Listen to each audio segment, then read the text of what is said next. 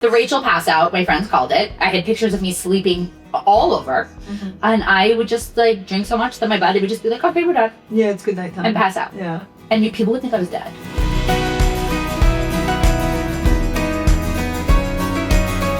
Welcome to the Sober Spill podcast. I'm your host, Isabel. On this podcast, we have real conversations with people in recovery, their families, and organizations that pertain to this field. Today, I'm here with the host of the clinical side of our podcast, Jana Wu. Thank you, Isabel. My guests will discuss best clinical practices, new emerging trends in substance use and mental health disorders, and how we can best take care of ourselves and our loved ones in recovery. See you every Thursday. And come spill with us soon. My name is Isabel Donnelly, and welcome to the Sober Spill. Today I'm here with Rachel, aka Sober in Central Park. We hit the same jewel earlier, so if one of us has the flu, we're all getting the flu, and it's going to be really nice to have that communal aspect. For the people that don't know you, who are you? Well, thanks for spilling my secret. I guess this is the Sober Spill. Yeah. So, hi everyone. I'm Rachel. I am sober in Central Park, as you just said. And before we started recording, you said I could say my astrological sign, so we can say that I'm a Cancer Sun, Gemini Moon, Aquarius rising. For anybody that knows, that means I'm a little cray, and very emotional. Yeah, I hear that. Do you know what your Enneagram is? I think I'm a 6. Okay. Oh, you're stressed out. Yes, that tracks. That's my husband's a 6. He said it means he's scared all the time. That tracks. Yeah, I mean, I can't even believe it's been 5 years since I had my last drink, and you guys were at my party. Yeah. Which was so fun. I know. I never done breath work before like that. And I have a friend who's a paramedic, and she's like, we're hyperventilating. And I was like, yeah, but it feels fun. Everyone's doing it. Everyone was like getting so into it. And you feel high for a minute. Yeah. I was like, oh, this is like when I used to do computer duster, but like natural. It does kind of feel like a whippet. Yeah, I was like, oh no, I mean, a flashback. But what that is that your brain's not getting enough oxygen. Yeah. Yeah, I've seen, and people are doing that in like saunas and stuff now, and you seem pretty plugged into that community out here. Well, the girl who did it for us, she does it in the sauna. Oh. So she's an othership guide. She was like the original othership guide. Okay. She's amazing. Her name's Becca Jacobs, for anybody wondering. Yeah, it's like yeah, you should. You should work with her here at Mountainside. We're looking to do a lot more stuff, and you've done a lot of stuff with Mountainside to begin with, so you're aware of this probably, but we're looking to do more stuff over here, and that definitely, like, there's so many, I mean, you're like a pioneer of this in my mind to an extent, but like the sober space in terms of like entrepreneurship, it's such a wide open like area, so many people are coming into it. It's crazy. I still can't believe I'm an entrepreneur. I was actually talking to my accountant last night. Had a little bit of a panic attack after that call. I understand tax evasion now. Let's just leave it. Are you evading taxes? I am definitely not evading taxes. Yeah. I am not evading taxes, but I understand why people do it. Is what I'm trying to say. Oh yeah. Yeah. I know so many people that they're like finding. I have family members who are like building a house, and they were like, "We're gonna say it's a farm." And then we're not going to pay taxes. And I was like, oh, cool. Katie said I should open a church. Too bad I'm a Jew. But so obviously, like, you are in the sober entrepreneurship space, but there's a long history of like alcoholism and debauchery that precedes this. And I was wondering, I see you refer to yourself a lot as like alcohol free. Do you identify as an alcoholic? I definitely do identify as an alcoholic. But I don't know. I just talk about, alcohol was the last piece that I was addicted to. I think there were so many other times in my life where I didn't even think about alcohol. Like, yeah, we would be drinking, but I was really concerned about, taking ecstasy or Molly or, acid or Coke. Like, Coke was, a huge part of my life for a really long time. Of course. And alcohol was just always there. But after I stopped doing all of that stuff, kind of naturally in my 20s, I was also with somebody that was super against drugs. Alcohol was illegal. It's a legal drug, right? Mm-hmm. So that's when my alcohol got really bad, was when I had kind of moved away from the other stuff, and I was really unhappy with my life and really unhappy with my circumstance. And I just used alcohol to numb at every chance I could. And it's all a form of escape. That's why a lot of times we'll have clients that they're like, Coke is my main issue. Like, I'm just going to drink after this. And I was like, maybe you can, but also maybe you're just going to like transfer what you're fulfilling, that need to alcohol. And it's also going to become an issue. Totally. But I also feel like to play devil's advocate, that can be transferred to anything, like even watching TV. Oh, right? yeah. TV is, especially like reality TV, is a form of escapism, and people use it to numb. What's your reality TV of choice? I actually don't watch that much reality TV anymore. I used to be a huge like Real Housewives fan. Okay. Obviously, I still am a Summer House fan. But yeah, I think the last reality TV show I watched was Southern Charm. I love Love is Blind. I have seen that.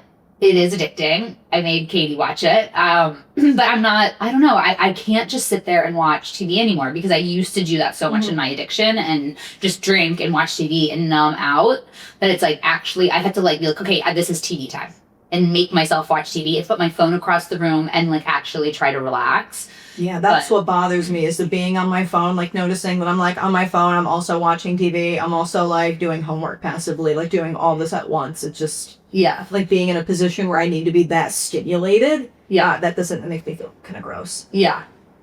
And they're always, like you said with TV, a lot of times before we get sober, there's like sex and love, eating, nicotine, like there are all these different exercise, like we get addicted to everything. Did you have, before the drugs and alcohol came in, did you have like any of that other stuff? Probably. I mean, I was addicted to nicotine from a very young age. I had my first cigarette when I was a freshman in high school, and then, oh my God, fell in love with cigarettes, and to the point where I got sent to boarding school to repeat 10th grade, and was there 10th grade to 12th grade, and we spent our entire days, most days, trying to run to the woods to chain smoke cigarettes and not get caught by the teachers. Like, that was, like, my entire day. That's the thing. It's like when you're young, I feel like smoking cigarettes is cool. Like I'm not, don't smoke a cigarette, like don't do it. But it's also when you're young, I'm like, oh, I feel like hot. I'm smoking a cigarette. I think that's how it started. Oh, yeah. But then you get addicted, especially like my ADHD brain. And then when you're also on stimulants, you crave the cigarettes. And vapes didn't exist back then. We're talking about like 2005. Not to age myself. We're talking about like 2005 time. So yeah, it was cigarettes. We would carry around bottles of Febreze in our school bags and try to Febreze ourselves down. And the teachers would be like, you smell like a mixture of cigarettes and Febreze, but you can't prove it. Like we're done now. I know it never covers it up entirely. Like I have a friend that like has scented hand sanitizer and she like sprays her hand and like it just smells like lavender and cigarettes now and it's kind of worse. Yeah. Like a wet cigarette. I don't like that. So you repeated 10th grade. You started smoking cigarettes at least pretty young. Do you start like drinking and getting high pretty young? Yeah. It was all like, it all stemmed from when I was a freshman or right before my freshman year in high school. And like, so we had moved around as family a lot when I was younger. So I was always like the new kid. And so I was the new kid going into 8th grade in Connecticut. And I fell in with the popular kids. And I started hanging out with the older kids because like my friends had older siblings and one thing led to another. And like literally the first time I drank alcohol ever, I ended up like quote unquote losing my virginity. It didn't even count. Okay. It literally shouldn't have even counted, but the whole school ended up finding out. Oh. And so that was like the beginning of everything. And I got a reputation and I was friends with all these older kids. And it was actually a pretty traumatic experience. Like a mom called my mom to tell her that happened and I lied about it. And then I went to Hebrew school and my mom read my diary and read about the incident in my diary. So that was like, I was like 14. That's also so debilitating, and it's so crazy how in middle school and high school we like put all this, we're like, well, she's a slut or she did this, and it's also like usually if that's happening young, it's like there's also other circumstances going on. Oh yeah, my parents were like getting divorced, which I was actually very happy about. I wanted my parents to get divorced, but I was obviously like dealing with mental health stuff and anxiety and undiagnosed ADHD. And I didn't know what was going on, right? And like when you're ADHD and you're going through puberty, things are changing. But I didn't know I was ADHD. So I thought there was something wrong with me. Like, why can't I pay attention in class? Why is it so hard for me to like get things done? And, so I just thought I was weird or I had a problem. I didn't ever think that like, oh, like I have this, my brain works differently. But this was so long ago that they weren't diagnosing women like they are now. Like they were just diagnosing little boys and putting them like on Ritalin. So you know, if I hadn't got sent to boarding school, I'm not sure I would have been diagnosed with ADHD at all. And I don't know how my life would have turned out. That's also most forms of neurodivergency, like including obviously ADHD, like the diagnostic criteria. This is at least true with like autism, the main diagnostic criteria. It's based on how autism presents in young white men. So it's like they don't cover the gamut of like all the different ways that neurodivergency presents. And so women largely kind of fall through the cracks. Yeah. And stuff like that. Yeah. And there's TikTok now that's convincing everybody that they're autistic. It bothers me where I'm like, I want to gatekeep my own shit when people are like, oh, I have like OCD or like you might, but also I'm like, you don't know what I'm going through, you know? Like, yeah. That bothers me sometimes. Where in Connecticut were you? We were in West Hartford, Connecticut. Okay. Blueback Square, good restaurant. Yeah, that didn't exist when I was there. They were building it, yeah. And so we would hang out at like the old Friendlies behind the Friendlies parking lot and stuff like that, and you know what suburban kids do. Oh yeah, at a Friendly's parking lot. Yeah, and like just like drinking in the woods or in people's garages, you know, and yeah, I thought it was cool. It's an essential Connecticut experience. Definitely. Dave Matthews Band concerts, you know. Oh my God, yeah. I don't think he comes back to Connecticut anymore because of how genuinely violent those guys. Like, yeah. Well, that was the night I lost my virginity. It was a Dave Matthews Band concert, and I couldn't go because I got in trouble. My mom ripped up my tickets in front of my face, so I snuck out of my house, met up with kids on a golf course, drank, and there we go. Yeah, there you go, Dave Matthews. I wish I got to the concert. That's another common thing where it's like people go to Dave Matthews. They never actually go to Dave Matthews. They just go to the parking lot. Yeah, that's all you make it. It was the rest of your high school. Yeah. And so staying back, I'm assuming it was linked to the ADHD then at that point. For what? When you stayed back in the 10th grade, like. So no, it's not that I had to stay back. I come from a very like high achieving academic family, and so 10th grade, I was at a great public school in Connecticut, but I just like didn't care, and I think I was depressed, and I just like basically stopped going to class. Like I just didn't care, and I would hang out with the older kids, and we'd skip school, and I failed gym because I refused to run the mile, and you know, I'm not running the mile. So my mom was kind of like, I'm not letting you go down this path. Like you are too smart for this, and we're gonna find another solution. So she found the Berkshire School and had me go there, and I repeated 10th grade there. And when you go to a prep school, like it's very normal to be a repeat, whatever. Yeah. It just is. So like half my class was like a repeat 10th grader. People do that for sports a lot, I think. Yeah, and there's post-grad years that people do. So it wasn't weird going to boarding school and being like a repeat sophomore. Everyone was like, oh, okay, you're a repeat sophomore. Versus like being in public school and like redoing it again with a different grade. Like, so yeah, I was still annoyed though that I was going to be in high school for 5 years. I was like, wait, this is crazy. This is bullshit. Like, but it saved my life for sure. And it set you up to go to Dartmouth ultimately. I mean, I wasn't diagnosed with ADHD when I got to Berkshire. And a few months in, when I was like in mandatory study hall and I was in all regular classes, like a teacher asked me, like, did you take your meds today? Oh. And because like probably 70% of that school was ADHD and taking meds every morning. And so you had to go and get your meds from the nurse, and she would watch you swallow them, and then you'd go to class.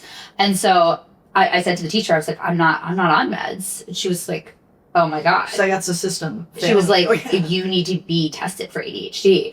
So got tested, immediately diagnosed, immediately put on stimulants. And I just remember my brain working and me being like, oh my God, I'm color coding my notes. I love chemistry. Like it was wild. And I ended up going from like mandatory study hall, all regular classes, to all AP classes, all whatever, getting the highest GPA in the school, and like being in this advanced math science research program where we like were studying bubbles in the stock market using the game theory. And I was like, oh, I didn't know I could do this. Yeah, like, I am not like wrong or inherently broken. Like I can do stuff. Yeah, my brain just works differently.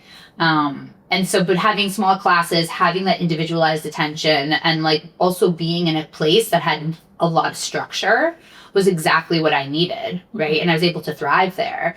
But I did leave every weekend that I could to like try to go and like drink and party, you know, and I'd come here to the city actually and go out. But then we'd go back to school, and like, so it was okay. Like, and I was able to kind of like not become a total addict during high school. And did you attract friends that were like also doing that stuff? Yeah. Oh yeah. Of course, I feel like you always do that. Yeah, like attracts like. Yeah, my friends were also all the cigarette smokers. So we would like literally spend our whole day trying to figure out how do we go into the woods without a teacher following us and like catching us for smoking cigarettes. Because you wouldn't get kicked out for smoking cigarettes. Like you would get like demerit points and you would have to like clean the main school building or whatever, and you couldn't leave campus. But like if you got caught drinking or smoking weed or whatever, like you were kicked out. And I had like I knew like 40 people that were kicked out my first year there. And I was like, I'm already on my like second chance with school. Like I'm not getting kicked out of this school.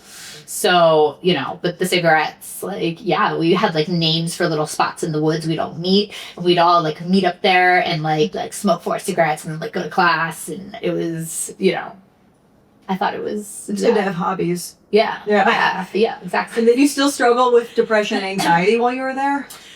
I remember starting to get anxiety, and I don't think depression, but I think I was starting to get anxiety, and but I don't remember it being that bad. Like you know, until I got to college. College is where it became like a really big problem. But that's also where I started really abusing drugs and alcohol.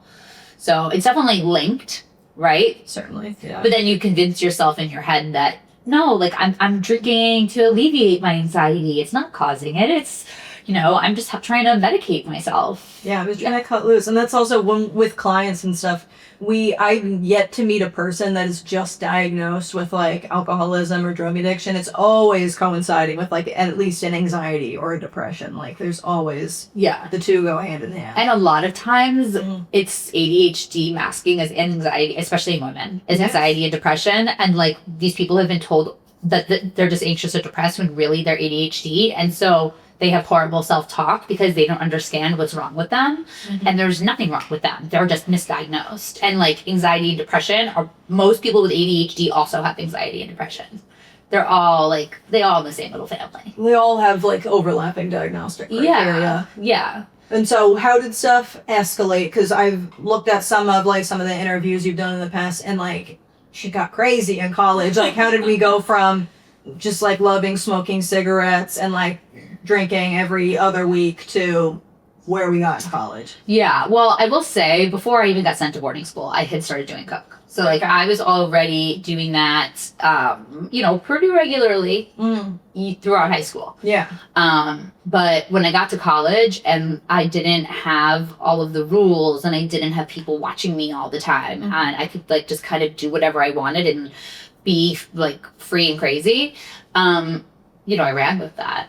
Like, I just wanted to, like, get fucked up. Can I say that? Yeah. Yeah, I just wanted to, like, get fucked up all the time.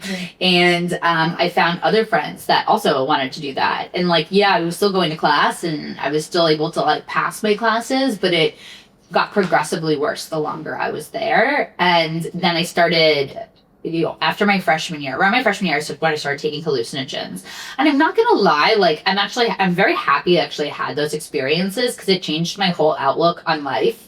Like, I was an atheist going into college, and I was a math major going into Dartmouth, and I was, like, in all these crazy math classes. And then I, like, remember the first time I really, like, tripped on mushrooms, and I, like, felt like I was talking to God, and I had this insane spiritual awakening. And I was in a class after that called Death and Dying, and it was a cultural anthropology class. And I remember being like, this is so interesting. Why am I sitting in these boring math classes? So I, like, switched my full major to cultural anthropology. Oh, wow. Okay. Yeah, and that's when my spiritual journey actually really started. And I started getting really into, like, you know, all different things. But, you know, I'm happy I had those experiences, you know? And, I mean, some of them were, like, really scary. But I think it did expand my mind and change the way I think about things. But yeah, anyways, things just got wild. I don't know. And one thing led to another, and I ended up becoming like a drug dealer. Not like a drug, like I was a drug dealer. I own it, yeah. I was a drug dealer. It wasn't intentional. You were a like, small business owner. I was always a hustler. Yeah. You know, it started with me like selling my ADHD meds, because I very quickly found out there was a huge market for that. Oof, like, oh my God, I would sit in the library and just like sell them. Trick titles. Yeah. It's crazy. But, you know, it was hard to get things up at Dartmouth. It was like very remote. and I had connections in Connecticut, and so I would just go and get my own stuff. And then people were like, my friends were like, "Can you bring me back some? Can you bring me back some?" Sure. We were getting more, and it was cheaper, and then it just quickly escalated. Yeah, trafficking across state lines. Oh my god. Yeah. At one point, I wasn't even at school then, because I had to take 2 medical leaves from school because I was like, my mental health got real bad. And at one point, I wasn't even at school then. There was a rave happening because the house I was in, we had a rave every term and a Gatsby party every term. Okay. And my house was also not even Greek associated. It was called Panarchy, so like analytic anarchy. And I was bringing like pills, acid, like so many drugs. And I was on an Amtrak train, and I drank too much and passed out, and was taken off the train by paramedics. And I had a whole freak out, and they were like, "If you keep freaking out, we're going to search you." And I was like, "I'm keep quiet." Yeah. Yeah. So like, so I was just always making sure everyone was able to party. I felt like I was doing good. Yeah, you're like doing charity. Did you ever get arrested? No. Well, I got arrested once in my life, but it had nothing to do with any of that. And it was a very weird experience. Well, yeah, I feel like getting arrested is never like a good experience. I mean, I was on acid. Oh, that makes it extra weird. And I was in a white dress, and it was July 4th. And it wasn't even my fault. It truly wasn't. To this day, I hold strong that like I didn't do anything wrong. I was in the wrong place at the wrong time. Someone had stolen my purse and had my passport in it, and I was freaking out about it. And I got arrested for like disturbing the peace or something. I would disturb the peace too if someone stole my passport. With your person, right? Yeah. I was freaking out. And so then I screamed in this little like, it was Providence, Rhode Island. At the time I thought it was like a podunk jail cell. No, but it was Providence. It was very nice. Screaming for that I was, having a panic attack, and they had to get me my Xanax. So the cops were so annoyed by me that they went to the Airbnb I was staying at, got my Xanax, and like fed it to me through the bars. Yeah. They fed me a bar through the bars. And I was like, yay. That's good customer service. I was really annoying. And so taking 2 medical leaves from school, like what did you do during that time that you were on leave to get yourself ready, or at least what you believe to be ready to like go back? Well, the first leave, I was actually here in the city, and I tried to get an internship, and I got one, and then they fired me because I would always show up either very hungover or not at all. So that happened. And so I don't really know if that like counts as me getting ready, but I just needed a break from school. The second time was really bad. I was having like a state of psychosis. And that was definitely like a drug-induced, stress-induced state of psychosis. And I had never experienced anything like that in my life. And I hope to God that never happens again. But actually like 3 other people in the house I was living in, and at the time were going through it. Oh, that's worse, being in psychosis with other people. Well, it's contagious. Yeah, it actually is. Like, and I didn't know. Like, it's so weird. But I don't know. I remember, like, I was okay. I took 1 hit of weed. I was like, I had been on tons of stimulants. I hadn't slept. I took 1 hit of weed, and all of a sudden, I was in this state of psychosis. And so it was so bad that, like, I had to get out of school. And I went and I lived in Connecticut, and I ended up meeting this guy who did music recording, whatever, and I was super codependent. I latched onto him, and I was like, let's be together. Like, I don't know what the hell I was thinking. We ended up living together in an apartment in Hartford. My parents had cut me off. I was like pawning jewelry. I was like trying to figure out, should I use this $20 to get gas or booze or cigarettes? I mean, like, it was super ratchet. Like, I can't even believe that, like, I lived, that was part of my life. But it's an extensive and intense therapy, and doing CBT therapy, and trying to get out of psychosis that I was in. It was a really scary time. Hi, I'm Ricky, recovery support clinician here at Mountainside. If you're a parent, spouse, sibling, or anyone whose life has been touched by a loved one's substance use, Mountainside's Foundation program can help. This virtual workshop provides personalized, therapist-led support, offering real tools to navigate your family's healing journey. And like, of course, the fourth grader should go to therapy. I know, that's always crazy. It's like the child's the problem. Yeah, anything a kid's doing, they're reacting to an unusual circumstance in their life. Like, that's crazy. Yeah. So I'm kind of familiar with I still have the same therapist that I've had since 2018. Oh, wow. Yeah. She's got the whole history. She knows everything. Yeah. We love her. And how is your relationship with your parents changing while you're using? Like, it seems like it was, rocky to start. My dad and I have never been close. I mean, there were times where we didn't speak for years. My mom has always been super supportive and like trying to find what's best for me. But at that time, when I was like in the psychosis time, she just didn't know what to do. And like, she said to me recently, she's like, I was researching rehabs for you. I was looking it up. She was like, I just didn't think I could actually get you to the rehab. Like, you were over 18. I didn't think you would go. And she's right. Yeah. I was obsessed with watching Intervention at the time. I watched every episode of Intervention, and my friends and I had to play it. If anyone ever tried to have an intervention with me, I was booking it. I was running. Did you have a go bag? Probably did. Yeah. But so she always says, like, I really wanted to get you in rehab, but like, I didn't know how. And then I'm like, great, I saved you a ton of money. Yeah. Like, you want to give it to me now? Yeah. My business? Just throw that in the inheritance, like, whatever. And so you graduate college. How long, like, what year did you get sober? Or it was 2020?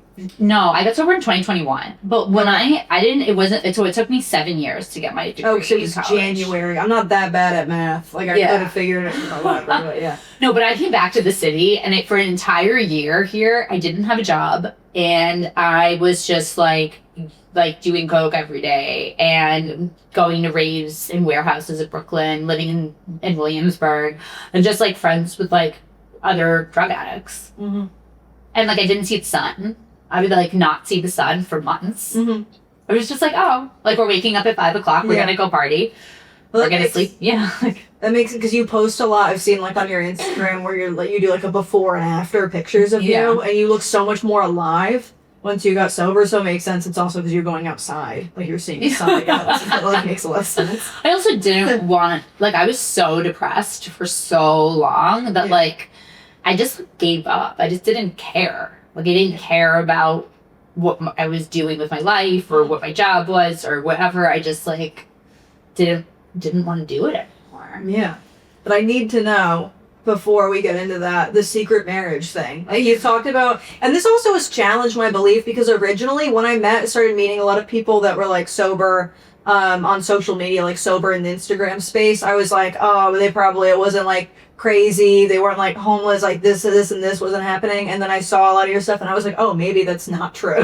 People always think that about me. Yeah. And I remember, like, I don't know who I was talking to. I was on a podcast with somebody. Yeah. And they heard my story and they're like, oh my God, not what your story is crazy. I'm like, I know. Like, I don't know what you were thinking. They're like, I just know you from Instagram. I'm like, yeah, that's me now. Yeah. But people, when I first got sober, I remember my 100 days, I posted about it on my old social media. And I felt like I was going to throw up. Like, I was like, well, why am I even sharing this with everybody? Like, well, I don't know what I'm doing.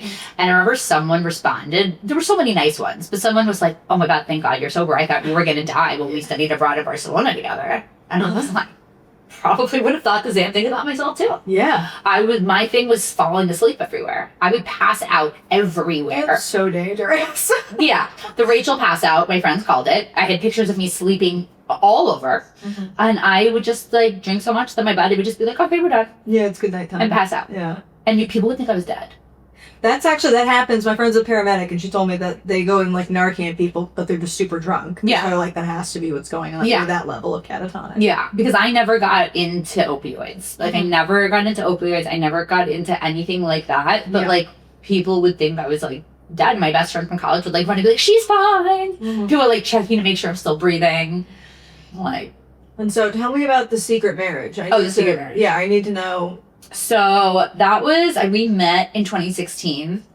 And that's why Sparks flew. What? Sparks flew. Well, yes. I was also in a very weird place in my life. Everything was a weird place. But I had just lost my job after being away in Italy on a trip. And I met this guy in Italy. We had been messaging still. Like, he was definitely interested. And this was one of his best friends. And we were having a house party at my apartment. And he was like, can my friend go and meet you? And I was like, okay. So this random Italian man who I'd never met before just shows up. And I was like, he's cute.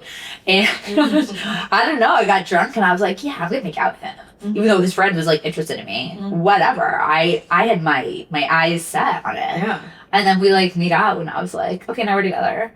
And he was like, what's wrong with you? I was like, a lot. Yeah. Yeah. And so then we were just like attached at the hip. I was super codependent and his visa was coming up, was going to expire. And he's like, I have to go back to Italy. And I had just lost my job. And so I was like, I'm going to come with you. And he was like, okay. And so we went to Ibiza first because I wanted to go there and Avicii was having a concert there. Turns out it was Avicii's last concert ever. And we were on our way to it and we got into an accident. And we got into this horrible like scooter accident and I like the skin on my leg was like gone pretty much my whole leg. It was awful. And so we went back to Capri, which is where he's from, Capri, Italy. And his parents took care of me for like 2 weeks. And we definitely trauma bonded from this entire experience. And at the end of it, I was like, I don't want to be without you. Like, I want us to be together. And so I came back to the US and got a job and I applied for a K-1 visa, which is if anyone's familiar with 90 Day Fiancé, it's like where you apply for the visa, they come over, and the second they step foot on US soil, you have 90 days to get married. So I did all of this and he comes over here and we had he moved into my disgusting Brooklyn apartment with my 2 other roommates. Like it was so wild. And we got married on the 87th day and it was a secret. Like almost no one knew about this. Like my brother didn't even know I got married until like way after the fact. Like I kept it a secret. And I knew I was making a mistake leading up to like the quote unquote wedding. I don't even call it like a real wedding because it was City Hall. It was definitely just so we could be together for immigration reasons. Yeah. But yeah, like I did that. That's really tu parli Italiano? Un poco? Piccolo. Un poco Spanish. There's a lot of overlap. It's confusing. I took an entire Italian class actually in person because his parents don't speak English. You're so down bad for this guy. You're like, I have to know. I mean, I had to try to talk to his parents. I really thought like this was it for us. Yeah. But then we only knew each other for 6 months when we got married. Like it was like definitely crazy. And so what was the outcome? So you got married. Where are we at with that now? Now? Yeah. No. Okay. No. I mean, we were together though. I mean, okay, so then we moved into our own apartment. And then I was so depressed. Like, I knew that I had made a mistake, but I was way too far in it to, like, try to get myself out of it. Oh, yeah, you've got to commit. I was committed. Yeah. I had to commit, but we were fight. He's very much, like, a Leo Italian man. And it was intense. And then I knew I needed a dog. So I was like, if I don't get a dog, I'm going to die. Like, I actually thought, like, I was scared because I couldn't get off the couch. I was so depressed. And he was like, no dogs. Like, do not get one. And I was like, well, I'm getting one. So I saw, like, a rescue event was happening in Greenpoint. And I go, I could barely get off the couch. I go and I see a dog. And I'm like, that's my dog. I just knew it. And so I take this dog home. He was a rescue from Egypt. And I pass out drunk on the couch before my ex even got home. Oh, no. And so my ex gets home and the dog is like, who the fuck are you? Yeah. And is like growling at him and barking. And like, my ex is like, what the hell is this crazy dog doing here? It wasn't good. But anyways, that's my baby George still to this day. We love George. But I got him because I needed something to hold myself accountable. I needed to be able to, I had to go out and do walks. Like and he definitely saved my life. But yeah, and then we moved to Manhattan and then COVID happened. And I wanted to break up with him before COVID. I truly did. But we were living together in an apartment that we could barely afford. Yeah, it's complicated. And like, I was like, what the hell am I going to do? Where am I going to go? I'm not going to like move back with roommates. Like, I don't know. So then COVID happens and it was actually like, it was crazy because I was praying for there to be a pause in life. Because I thought my life was spiraling out of control so rapidly, and my weight was like crazy, and I just hated everything about my reality, from my job to my relationship to like everything, and my eye was like twitching, like it for like months, and it was so, I didn't even know what to do, and then COVID happened, and I was like, oh my god, like I feel like I manifested COVID. And we left the city, and I wasn't gonna like break up with him then. I needed him to move my shit all over the place, and so like I didn't want to be alone. Yeah, the utility. Yeah. I mean, he got a hernia after this. He blamed me, saying that like it was because of all my stuff that he had to lug around during COVID. Maybe that's true. Maybe not.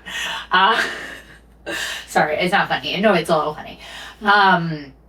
Yeah, so we left the city, came back to the city. Oh, I knew, and when we left the city, that's where I had my like moment where I was like, I have to stop drinking. I had my like, you know, like everyone say they have like that their realization that like, okay, I actually need to get sober. So when we were away, I was my mom had a lake house, and that's where we were during COVID for the first 2 months. And I'm laying in the lake drinking by myself with my dog on my lap, just like, you know, doing my thing, drinking by myself. It was a beautiful day. And this man goes running by the house, and like the first thought in my head was, oh, what a loser running on such a nice day. And a new voice that I had never heard before came into my head and was like, he's not the loser, you're the loser. And I was like, I'm the loser? What do you mean? Why am I the loser? And the voice was like, this man is trying to better himself. Like, he's doing something good. You're sitting in the lake drinking like a blob by yourself. And I was like, oh my God, I'm the loser. I was like, how do I become more like the man? And the voice was like, well, the man's not drinking whiskey till he passes out on his couch every night. And I was like, that's true. So I was like, okay, so in order to like want to wake up and better myself every day, I can't be drinking until I want to pass out. So that was like June of 2020. And I was at the heaviest weight I'd ever been in my entire life. I did not recognize myself. And I was just like, all right, like, I'm going to have to stop drinking. So I tried to go 1 day without drinking. Then I tried to go 2 days. Just I was scared I was going to have like serious withdrawals. Yeah. But I kind of did have withdrawals, but I wasn't trying to quit. I was just trying to like test my body. So then we get back to New York and I start walking again. But I wasn't ready to give up the alcohol. And then January 2021 comes, and my mom had gotten me the book like Quit Like a Woman by Holly Whitaker for Hanukkah. She was like, Chrissy Teigen was holding it on Instagram. It's cool. I was like, sure. So she begged me to do Dry January, and I reluctantly agreed on the 3rd of the month. And so that's how like I got into motion, but I was still with him. We were still together. And when I was like 90, I'm like on my 90 days, and he wasn't a drinker. He was not a drinker. I would beg him to drink with me, and he would always say no. It's just surprising. So when I was in Italy, they like don't believe in alcoholism. Yeah, I mean, he just like didn't really drink. So on my 90 days sober, he went out and he got drunk with one of his only friend that he had. And I was shook. I could not believe he had done that. I was like, what's wrong with you? You wanted me to get sober, now you're gonna... That was the beginning of the end. So then I was like, this is over, essentially. My mom was kind of like, are you staying with him because you don't know how to pay your rent? And I was like, yeah. She was like, I'll help you get rid of him. So I was like, you gotta go.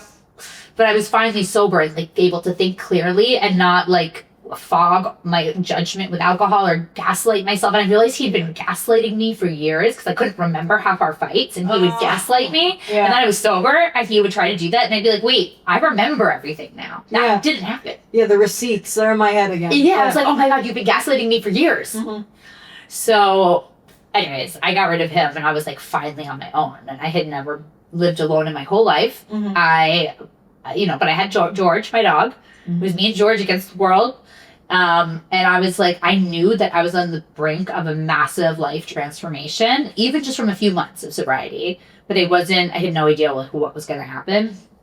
And I didn't find myself in a traditional 12-step program because it had still been COVID. There were no like in-person meetings. And I like didn't think I was actually getting sober. I thought I was like just taking a little break from alcohol. But like, no. I got sober. It's been a long break. Yeah.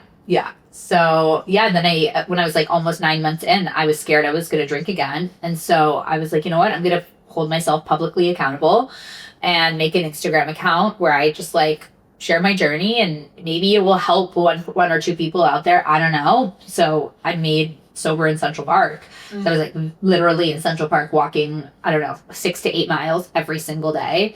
Because I was scared I would relapse if I didn't do that.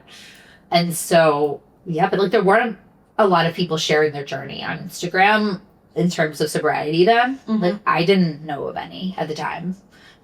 So I was scared, but I also like felt like I was supposed to be doing that. It was weird. And I just kept kind of trying to like follow my intuition, trust like the universe, and like my spirituality just got, more and more. As you know, when you get sober, you get spiritual and weird. Yeah, and that's a big part of it, because it's like, even if you don't do a 12-step, it's like just having the spiritual piece of it, like that's kind of what makes the massive difference. Like whatever you're finding that through, Yeah. like that works. Yeah, exactly. Yeah. What were some of the things that helped the most in the beginning for you besides just the walking? It was the walking, the journaling. Like I would just write all my thoughts down in my notes app on my phone every night. Even sometimes I would just make lists in the beginning of everything that I accomplished that day. And I couldn't believe it. Like I go back now and I look at them and it's like, went to the grocery store, woke up at this time. And I was so proud of myself for just completing these tasks that now, oh my God, are just like, are nothing. But at the time, were a big deal because I wasn't able to do those things for so long because I was so anxious or so, like, just so unwell. So that was helpful. I mean, I was in therapy still the whole time with my same therapist. Saying affirmations was like such a critical part of this. She was the one who got me to start saying affirmations in the beginning. And I was like, I don't want to do that. That's stupid. She was like, please try. And that really helped. I mean, I just can't stress it enough.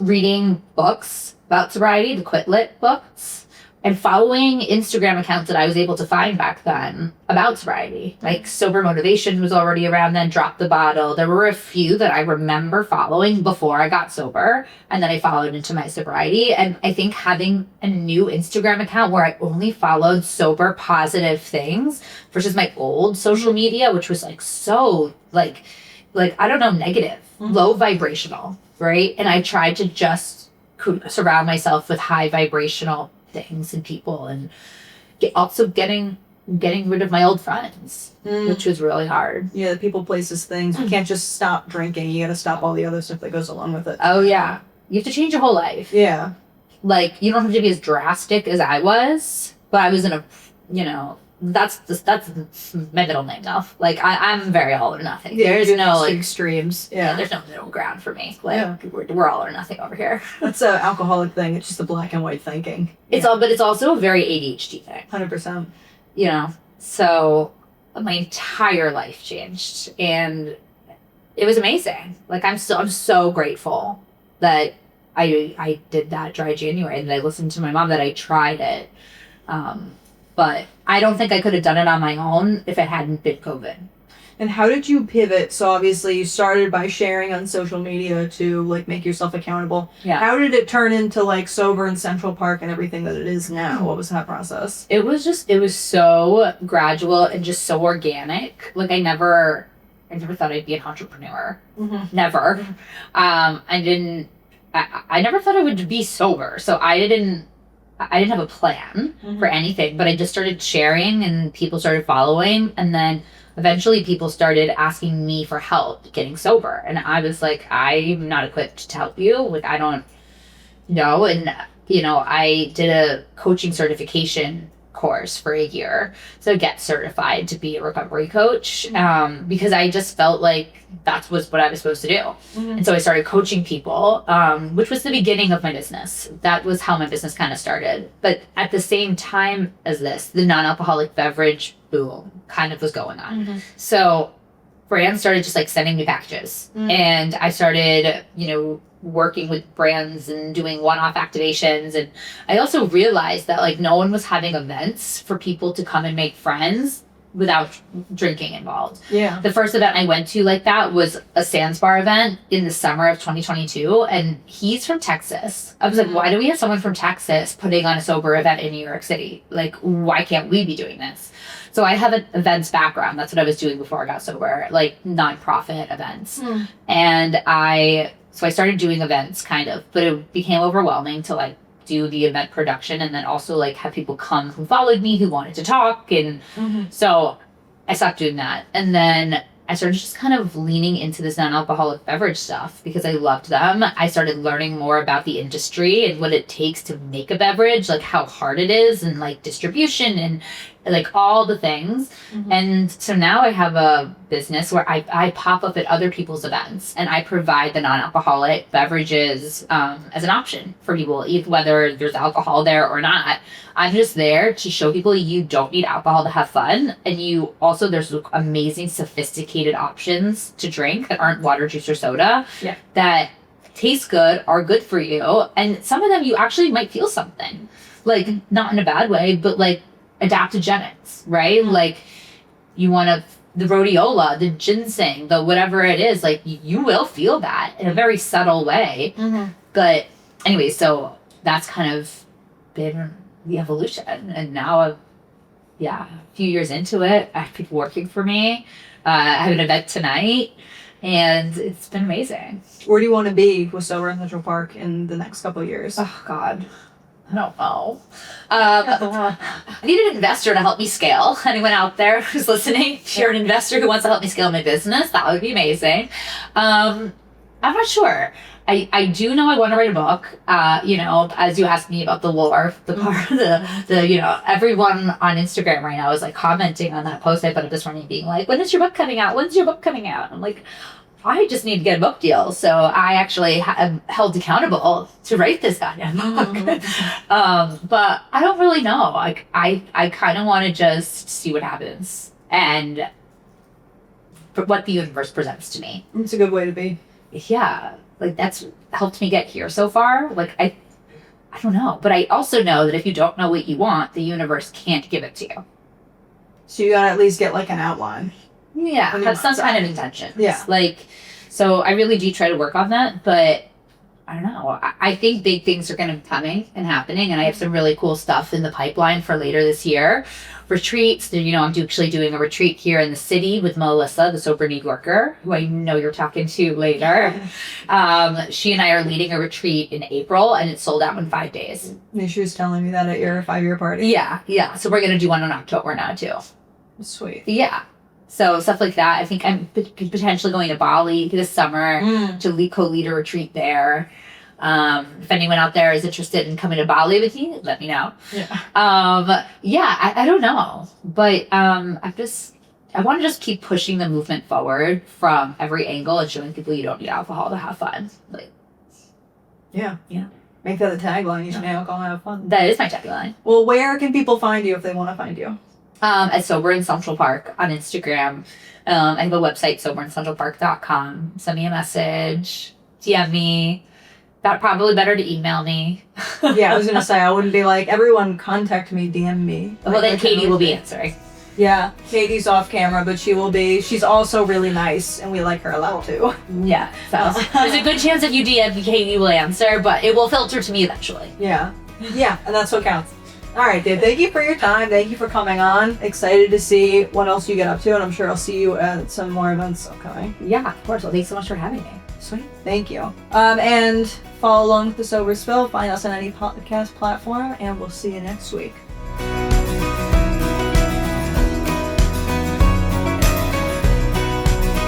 If you or a loved one is struggling with addiction, Mountainside can help. Call 860-365-6764 to speak with our caring treatment team.